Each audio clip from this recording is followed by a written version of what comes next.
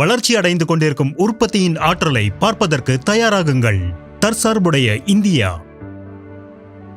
அமிர்த் காலின் ஒட்டுமொத்த பொருளாதார வளர்ச்சியையும் உற்பத்தி செய்யும் என்று எதிர்பார்க்கப்படுகிறது.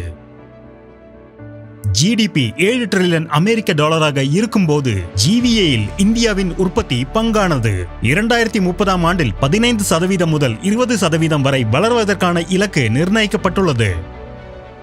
இந்தியா மிகப்பெரிய நுகர்வோர் தளத்தை கொண்டுள்ளது. மேலும் இது வேகமாக வளர்ந்து வரும் மிகப்பெரிய நுகர்வோர் சந்தையாகும். இது உள்ளூரில் உற்பத்தியை ஆதரிப்பதற்கு போதுமான அளவீட்டை தருகிறது. கோவிட் தொற்று நோய்க்கு பிறகு இது சீனாவிடமிருந்து விலகி செல்வதற்கு துரிதப்படுத்தப்பட்டுள்ளது. 2018ஆம் ஆண்டில் அமெரிக்க பொருட்களுடைய இறக்குமதியில் சீனாவின் பங்கு 21% இருந்து தற்போது 2023ஆம் ஆண்டில் 13% குறைந்துள்ளது.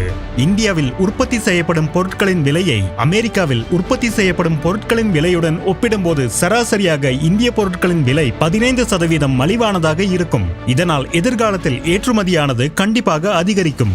தொழிலாளர் விநியோகத்தில் உலகளவில் மிக குறைந்த உழைப்புடன் இந்தியா மிகப்பெரிய நாடாக மாறுவதற்கு வாய்ப்புள்ளது. HDFCயின் உற்பத்தி நிதியுடன் அமிர்த் காலில் நுழைவதற்கான சரியான நேரம் இது. HDFCயின் உற்பத்தி நிதிக்கான முதலீட்டு உத்தி முதலில் பார்க்கலாம். உற்பத்தியின் பல்வேறு துறைகளை பிரதிநிதித்துவப்படுத்தும் பங்குகளில் முதலீடு செய்யப்படும் என்பதுதான் இந்த போர்ட்போலியோவின் மைய கருவாகும். அடிமட்டத்திலிருந்து ஆராய்ச்சி செய்யப்பட்ட பிறகு எடுக்கப்படும் யோசனைகளின் அடிப்படையில் பங்குகள் தேர்வு செய்யப்படும். மேலும் இது வளர்ச்சிக்கான நீண்ட பாதையாக இருக்கும் என்று எதிர்பார்க்கப்படுகிறது. போர்ட்போலியோ நியாயமான முறையில் பன்முகப்படுத்தப்படும். சந்தை மூலதனத்திற்கு ஏற்றவாறு இதில் இருக்கும் அனைத்தும் நெகிழ்வாக இருக்கும். இந்தியாவின் உற்பத்தியில் நீங்கள் ஏன் முதலீடு செய்ய வேண்டும் என்பதற்கான காரணம் இங்கே கொடுக்கப்பட்டுள்ளது. அமிர்த் காலின் கதை. இது பலவித கற்பொருட்களுக்கான வெளிப்பாட்டை வழங்குகிறது. மேலும் இது ஒருங்கிணைந்த காட்சியாகவும் உள்ளது. நுகர்வு, முதலீடுகள் மற்றும் ஏற்றுமதிகள் வளர்ச்சி அடைந்து கொண்டிருக்கின்றன.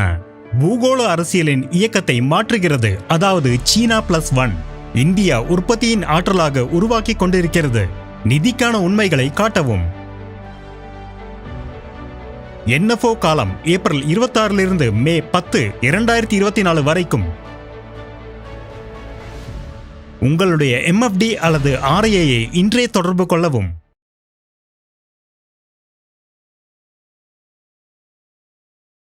மியூச்சுவல் ஃபண்ட் முதலீடுகள் சந்தை அபாயங்களுக்கு உட்பட்டவை. திட்டம் தொடர்பான அனைத்து ஆவணங்களையும் கவனமாக படிக்கவும்.